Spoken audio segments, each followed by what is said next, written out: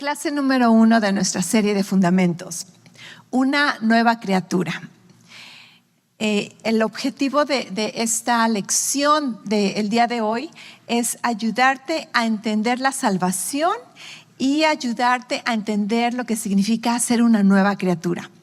Y esto es algo básico porque muchas veces podemos ser salvos por años y a veces ni siquiera tenemos idea de cómo explicar la salvación o de por qué somos salvos. Así que el primer tema, ¿por qué debo de ser salvo? Para empezar la cosa. ¿Cuántos salvos están aquí? Okay. Y muchas veces, yo estuve allí por mucho tiempo, salva, ni siquiera estaba segura si sí estaba salva, ni siquiera entendía por qué estaba salva, de qué estaba salva. Punto número 1, el hombre fue creado para vivir en una relación personal. Esto lo tenemos al principio de la historia, Génesis 1, la historia de la creación, donde Dios creó al hombre para que pudiera tener una relación personal con él. Al hombre se le dio libre voluntad para decidir. Si alguna vez has cuestionado, si conoces la historia de la creación, Dios crea al hombre, los pone en un jardín, pone 2 árboles y Dios dice, no toques este árbol. Y antes de yo conocer más de la Biblia, de la salvación, yo me acuerdo pensar y decir, ¿para qué Dios puso el árbol? Pareciera que Dios los está tentando. Sin embargo, la Biblia dice que Dios no tienta a nadie. Y casi era como que Dios, tú causaste el problema. Pero en mi ignorancia yo no entendía que la razón por la que Dios puso un árbol es porque el árbol simboliza libre voluntad. Si no hay árbol, no hay libertad de decidir. Entonces el árbol, en lugar de ser una tentación, una trampa, una causa de obstáculo, el árbol es un símbolo donde Dios dice, te estoy dando la libertad de decidir. Sin un árbol, sin el árbol del bien y del mal, entonces Dios nos hubiera creado casi como robots, en una relación forzada. Y tú conoces que las relaciones forzadas no funcionan, ¿ok? De hecho, tú no quieres estar en una relación forzada. Tú quieres estar en una relación genuina, de amor, de amor de las dos partes. Entonces Dios de esa manera nos creó con libre voluntad. Desafortunadamente, tú sabes, el problema de la historia, el hombre decidió no obedecer a Dios y eligió independizarse de Dios. Tú tienes versículos en tus notas y yo te recomiendo que durante la semana cheques esos versículos en la Biblia. Cuando Adán pecó, el pecado entró en el mundo. Y cuando hablamos de pecado, cuando tú miras especialmente en el Nuevo Testamento, la palabra pecado en singular se refiere a la naturaleza pecaminosa, a la naturaleza de pecado. De hecho, me gusta que muchas de las versiones nuevas incluyen, en lugar de decir pecado, dicen naturaleza pecaminosa o la naturaleza de pecado. Pero en las versiones tradicionales solamente se menciona pecado en singular. Cuando hablamos de pecado en singular, estamos hablando de la naturaleza de pecado. Y entonces, Adán, la naturaleza de Adán fue transformada. A través de Adán, la naturaleza de pecado ahora se extendió a toda la humanidad y todos nacemos con la naturaleza de pecado. Y la prueba está en que tú tienes a un bebé precioso, inocente, que no conoce de bueno, de malo, de buenas decisiones, pero tú puedes ver que aún en esa inocencia y en esa preciosura de bebé que tienes o que puedes observar, está la naturaleza de pecado. Y esto es algo muy triste, pero esto simplemente comprueba lo que la palabra nos dice, que ahora cada humano que nace en esta tierra nace con la naturaleza de pecado. La naturaleza de pecado, una vez más en singular, y los actos de pecado son diferentes, ¿ok?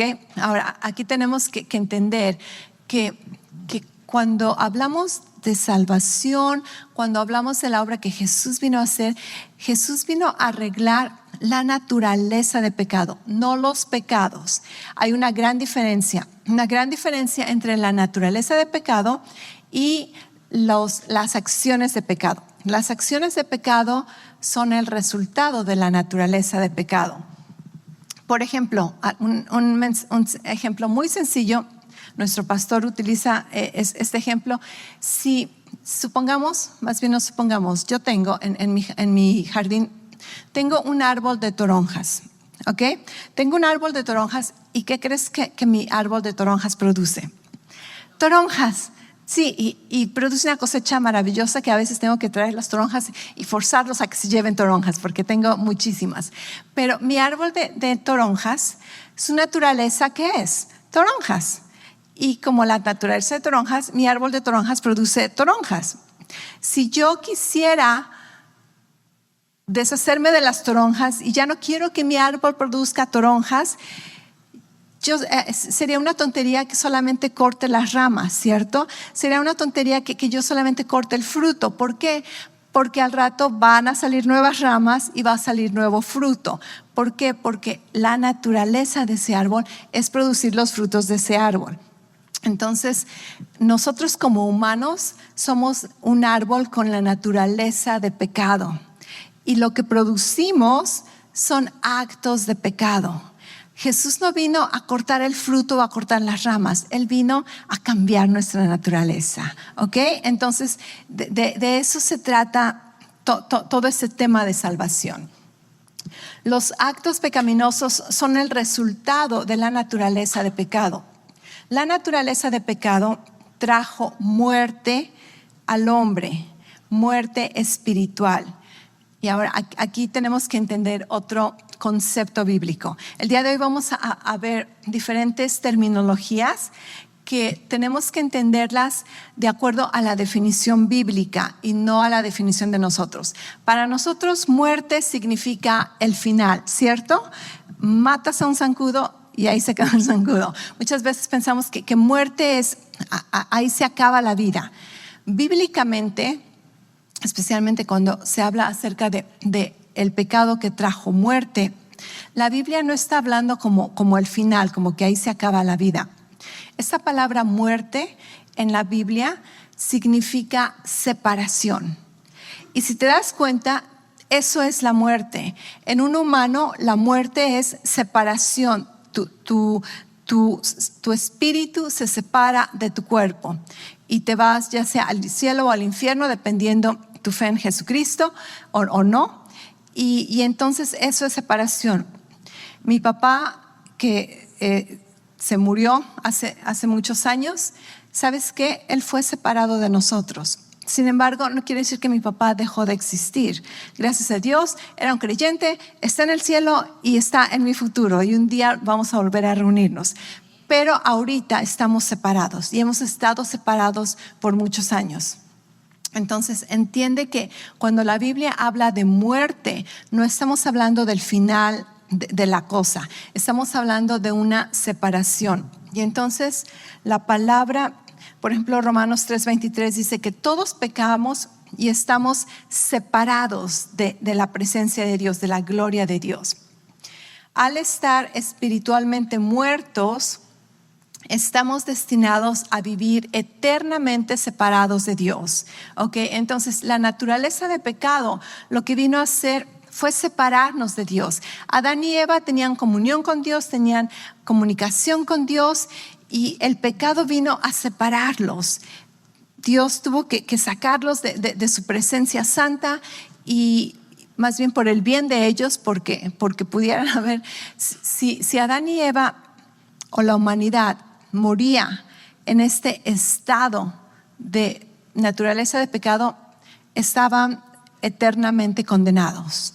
Entonces Dios tuvo un plan para salvar a la humanidad de una condenación eterna, de una separación eterna de Dios. Esto es infierno, esto es la condenación, estar por siempre separados de Dios. ¿Ok? Vamos a ver esto más adelante. Romanos 6:23 dice que la paga del pecado es muerte, mas el regalo de Dios es vida eterna. Entonces, muerte significa separación.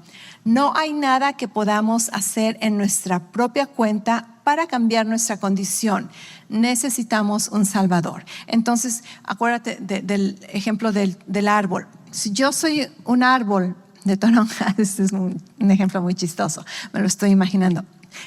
Si yo soy un árbol de toronjas, por más que quiera, no puedo dejar de producir toronjas.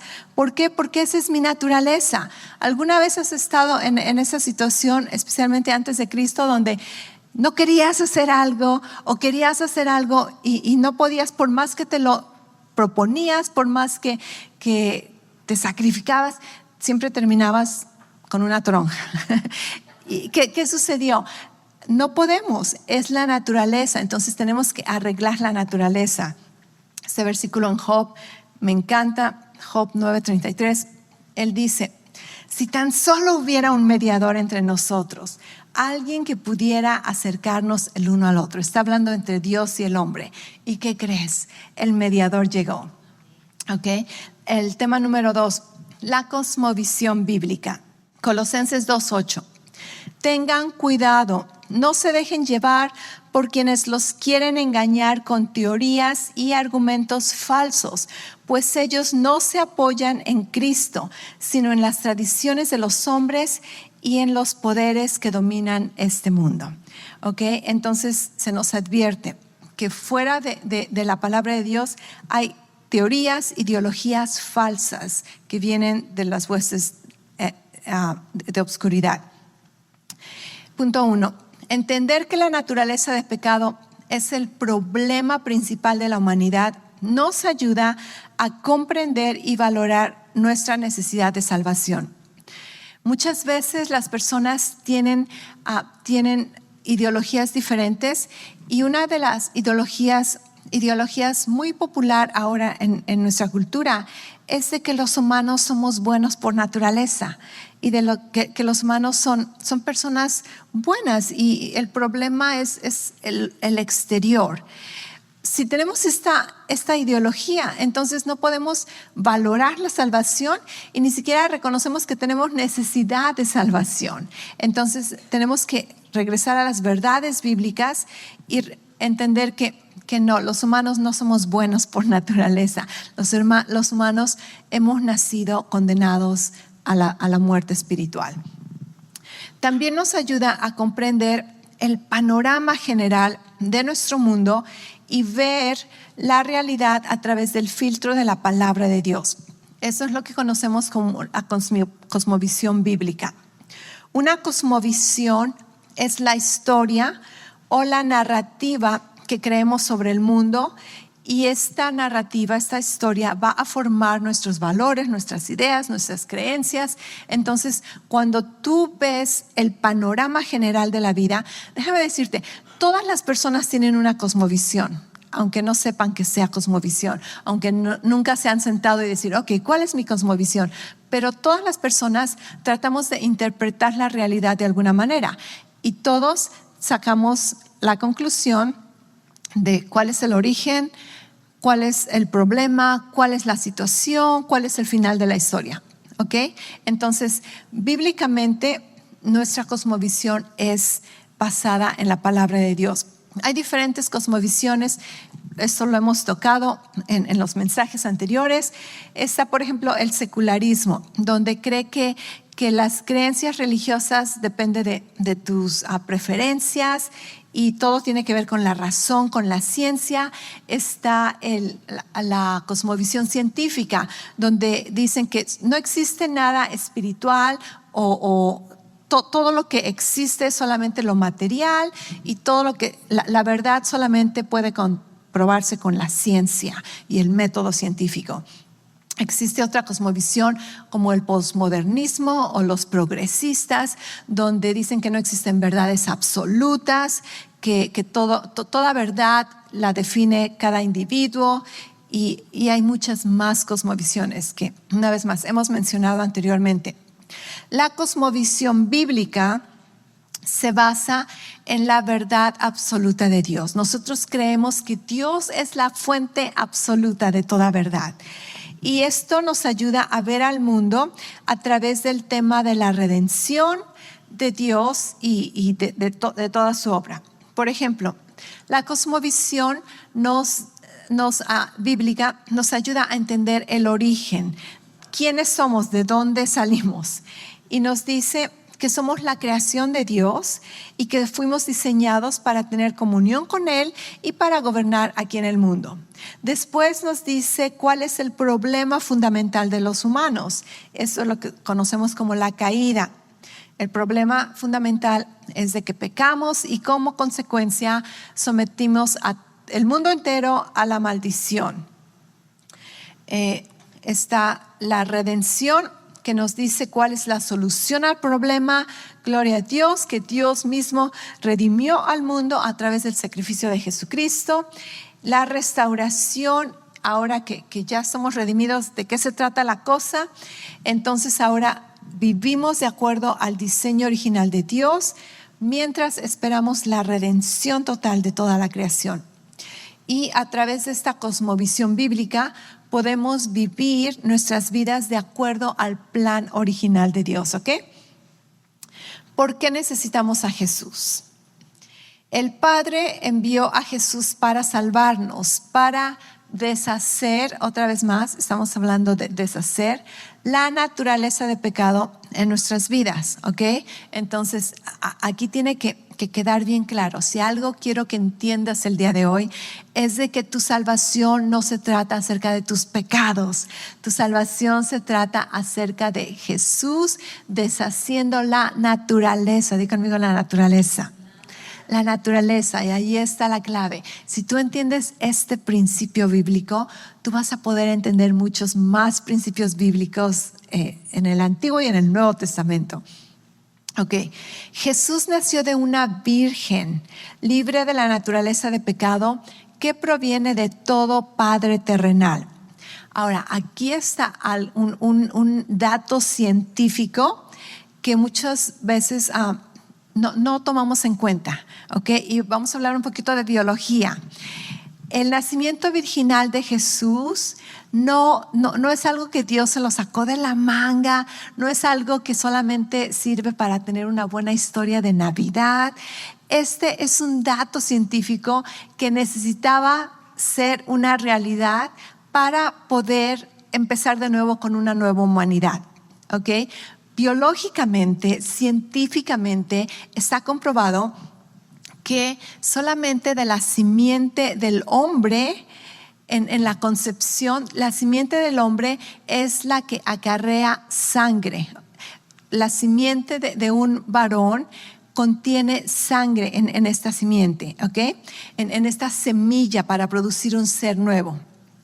La mujer está comprobado biológicamente, científicamente, que una mujer cuando carga a un bebé en el embarazo, durante todo el tiempo que este bebé está en el vientre de la madre, el bebé, la sangre del bebé jamás tiene contacto con la sangre de la mamá.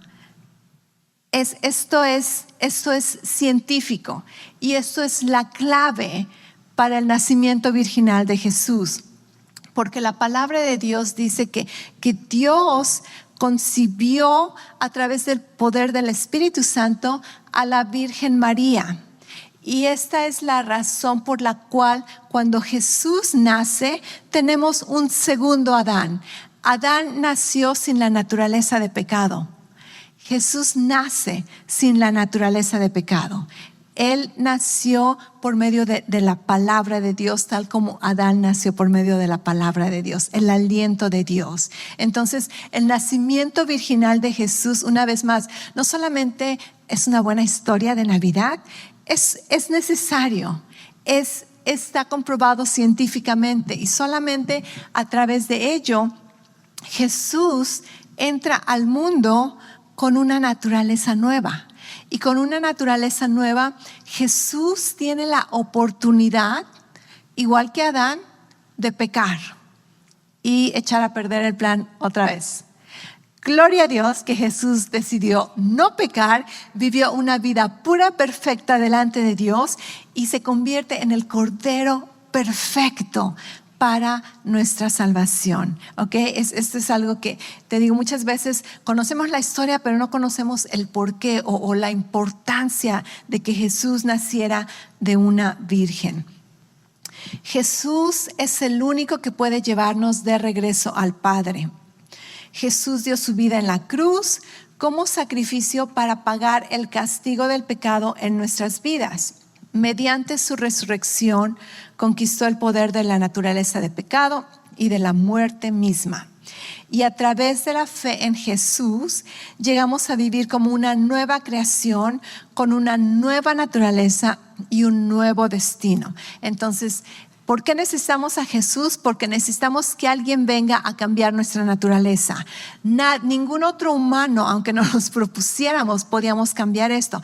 Necesitábamos a alguien que pudiera pagar el precio por nuestro pecado, pudiera hacer unas paces con Dios, un acuerdo, todo es lo que conocemos como expiación. Jesús fue un sacrificio y entonces solamente Jesús pudo hacer todos los tratos necesarios para rescatarnos del camino en el que estábamos, de nuestra condenación eterna y cambiar nuestra naturaleza. Primera de Pedro 3:18. Cristo sufrió por nuestros pecados una sola vez y para siempre. Él nunca pecó, en cambio murió por los pecadores para llevarlos a salvo con Dios. Sufrió la muerte física, pero volvió a la vida en el Espíritu. Ahora, ¿cómo somos salvos? Hechos 2:21. Y todo el que invoque el nombre del Señor será salvo. Así de sencillo. Este versículo es un versículo que encontramos en el Antiguo Testamento, tanto como en el Nuevo Testamento. Lo único que necesitamos para ser salvo es clamar que necesitamos salvación. Cuando clamamos que necesitamos salvación, estamos diciendo, Dios, creo en ti. Y obviamente en Romanos 10 se nos da cosas específicas que confesar cuando estamos clamando por salvación. Romanos 10:9. Si confiesas con tu boca que Jesús es el Señor y crees en tu corazón que Dios lo levantó de los muertos, serás salvo. Porque con el corazón se cree para ser justificado, pero con la boca se confiesa para ser salvo. Dios ofrece el regalo de salvación a cualquiera que desee recibirlo, por lo tanto tenemos que recibirlo por fe. Entonces, el reconocer, Jesús, creo que tú eres el Hijo de Dios, creo que tú eres el Señor. Jesús, muchas veces solamente con decir su nombre, Jesús, pero con el corazón clamando, sálvame, estás invocando el nombre del Señor. No existe bíblicamente una oración del pecador, ¿ok? Bíblicamente no existe tal cosa como que haz esta oración y vas a ser salvo. No, este clamor puede ser de diferentes maneras, con diferentes vocabularios. Lo único que necesitas es creer en tu corazón que estás clamando a la salvación de Dios. En el Antiguo Testamento la gente solamente decía, creo que tu Dios es el Dios, como la mujer, como Rahab, ¿verdad? Que con el pueblo de los israelitas les va a ayudar. Y ella dice, creo que tu Dios es Dios. Y dicen, tú eres una de nosotros. Y entonces la redención ahí está. Es reconocer, es clamar. Ahora tenemos el nombre de Jesús, que nos hace más clara la idea y reconocer que Él es Señor. Porque Efesios 2:8-9, porque por gracia ustedes han sido salvados por medio de la fe, y esto no procede de ustedes, sino que es don de Dios, no por obras para que nadie se gloríe. ¿Ok? Entonces estamos hablando una vez más de la fe en Jesucristo, creyendo que solamente Él es el único Hijo de Dios, Hijo de hombre, que pudo arreglar el problema fundamental de nuestra existencia, que es la naturaleza de pecado. ¿Qué es el nuevo nacimiento? El hombre fue creado a la imagen de Dios. Génesis 1:26-28. Dios es un Dios trino y el hombre fue creado como un ser trino. y esto está en 1 Tesalonicenses 5:23 y Mateo 28:19 habla acerca de Dios siendo un Dios trino. Tú eres un espíritu que vive en un cuerpo humano y opera a través de tu alma, tu voluntad, emociones, intelecto. Un ejemplo que muchos de ustedes me han escuchado decir por muchas ocasiones, de cuántos de ustedes me pueden ver ahorita. Levanta tu mano si tú me puedes ver. Ok, la mayoría está levantando su mano. Déjame decirte algo. Tú no me puedes ver. Tú no me puedes ver. ¿Sabes por qué? Porque soy invisible. No, ¿sabes por qué no me puedes ver? Porque yo soy un espíritu. Y a menos que Dios abra tus ojos espirituales, tú no me puedes ver a mí porque yo soy un espíritu y yo no puedo verte a ti porque tú eres un espíritu. Lo que tú estás viendo aquí enfrente y lo que yo veo allá es la casa de tu espíritu, tu cuerpo. Ahora, si yo te dijera, ¿cuántos pueden ver mi cuerpo?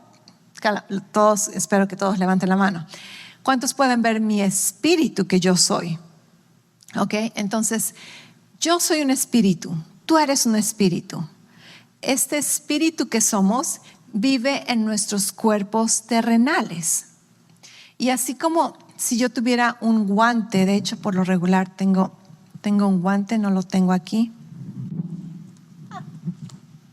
Ok, no lo tengo. Si yo me pongo un guante ahorita, entonces el guante no es mi mano, ¿verdad?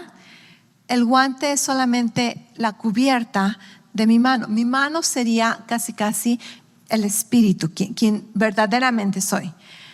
Pero el guante y la mano no harían nada, no pueden comunicarse contigo a menos que haya expresiones. Por ejemplo, si te digo, ok, estoy comunicándome, ¿verdad? Ok, estas son comunicaciones y entonces ya puedo interactuar contigo. ¿Sabes qué necesitamos para interactuar los unos con los otros? Nuestra alma, ¿ok? Entonces, somos un espíritu, tenemos un alma, nuestra alma puede ser parte de nuestra mente, nuestra alma puede incluir nuestras emociones, nuestra voluntad, nuestros sentimientos, y esto nos ayuda a interactuar aquí en el mundo y nos ayuda a darnos a conocer como personas. Y nuestra alma, nuestro espíritu viven dentro de nuestro cuerpo. Entonces somos seres trinos, espíritu, alma y cuerpo.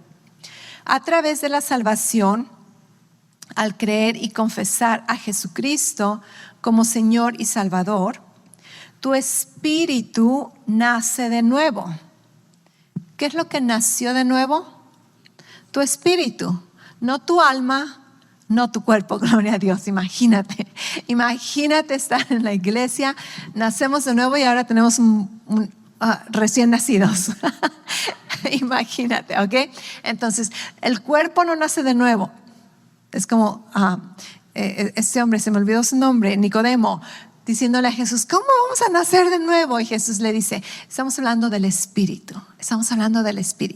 Nuestro espíritu nace de nuevo, no nuestra alma, ¿ok? No nuestra alma. Y esta es mucha confusión para algunas personas, porque esperan que sus pensamientos cambien, sus decisiones cambien. No, tu alma no nació de nuevo, tu espíritu nació de nuevo. Entonces, a través de la salvación, tu espíritu nace de nuevo en relación con Dios. ¿Te acuerdas? Separación de Dios, muerte espiritual. Ahora que estás vivo espiritualmente, quiere decir que estás en unidad de regreso con Dios. Y no solamente estás en unidad, la Biblia dice que eres uno con el Espíritu de Dios. Wow, esto para mí es mucho más de lo que me pueda imaginar, pensar o pedir, ¿verdad? Por toda la eternidad, nuestro espíritu ahora está en unidad con Dios. Y tú tienes todos los versículos ahí para comprobar esta verdad. Pero algo que también me gusta, un ejemplo que me gusta explicar en este tema, es de que cuando haces puré de papas, ¿ok? Si yo compro una papa amarilla y una papa con cáscara café y una papa con cáscara roja y hago un puré de papa, las pelo, hago un puré de papa. Cuando ya está el puré de papa, yo no puedo separar cuál es la papa con cáscara roja o amarilla o café. Se convirtieron en uno. Y este es mi ejemplo para entender que ahora soy uno con Jesús, uno con el Espíritu de Dios. Esta era la petición de Jesús antes de ir a la cruz. Padre, voy a hacer ese sacrificio con la meta de que lleguemos a ser uno una vez más. Y gloria a Dios, lo cumplió, Jesús lo cumplió. Tu espíritu, una vez muerto, una vez separado de Dios, ahora está vivo en Cristo. Y en Cristo eres una nueva creación. Como una nueva creación, tú no tienes pasado.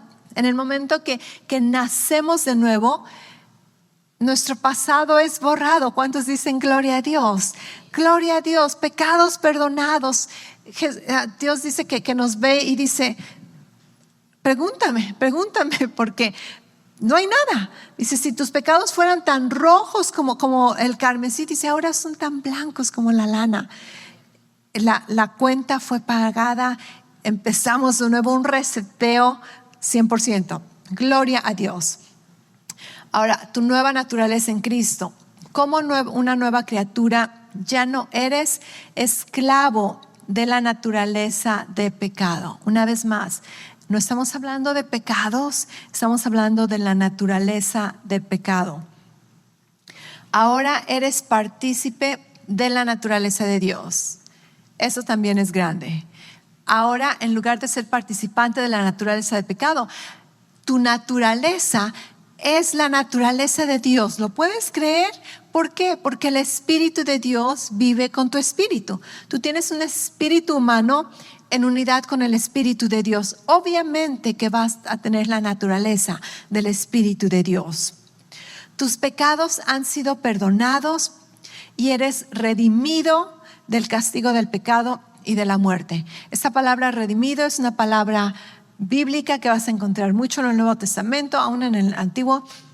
Esa palabra redimido, bien rápido, significa, tiene diferentes significados. Los más básicos, comunes, uno es de que fuiste comprado de un mercado de esclavo. Y éramos esclavos del pecado, de la muerte. Éramos esclavos de la naturaleza de pecado. Y Jesús vino y nos compró de esa esclavitud. Otra definición para esta palabra redimido es pagar una recompensa. Y tú sabes que leímos anteriormente que la paga del pecado es muerte. Jesús pagó esa recompensa por nosotros.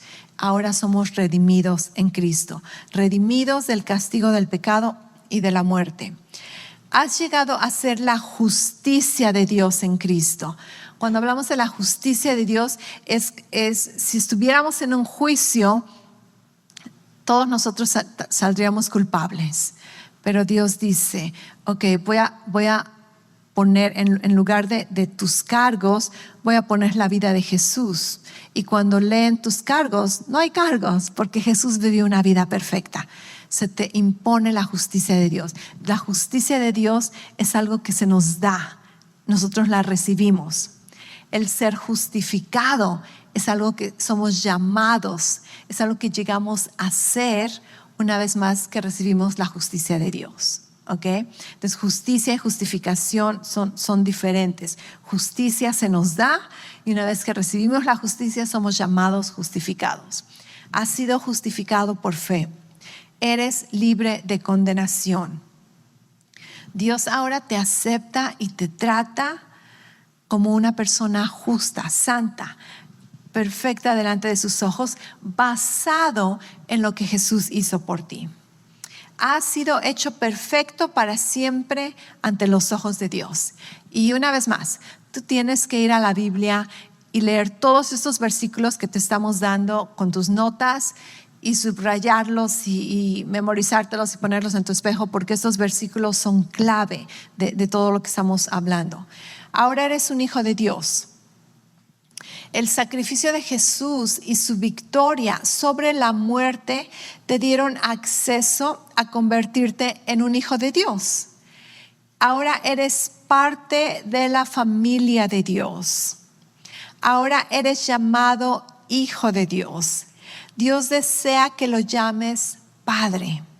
Ahora tienes hermanos y hermanas en la fe. ¿Sabías que muchas veces pensamos que la iglesia es un lugar donde familias vienen a reunirse? Déjame decirte algo. La iglesia es un lugar donde la familia viene a reunirse. ¿Okay? No necesariamente familias, obviamente familias, pero en el concepto bíblico es una reunión familiar. Cada domingo que venimos, si tú no vienes con tu familia, tú no deberías de sentirte solo. Espero que no te sientas solo. Si te sientes solo, danos chance de ayudarte a no sentirte solo. Pero tú tienes que saber que tú tienes una familia. Y cada domingo vienes a reunirte con tu familia. Y tienes hermanos y hermanas en la fe. Nada puede separarte del amor de Dios. Como pueblo de Dios, ahora, como un hijo de Dios, ahora debemos de compartir con otros acerca de la bondad de Dios. Efesios 2:19. Por eso, ante Dios, ustedes ya no son extranjeros. Al contrario, ahora forman parte de su pueblo y tienen todos los derechos. Ahora son la familia de Dios.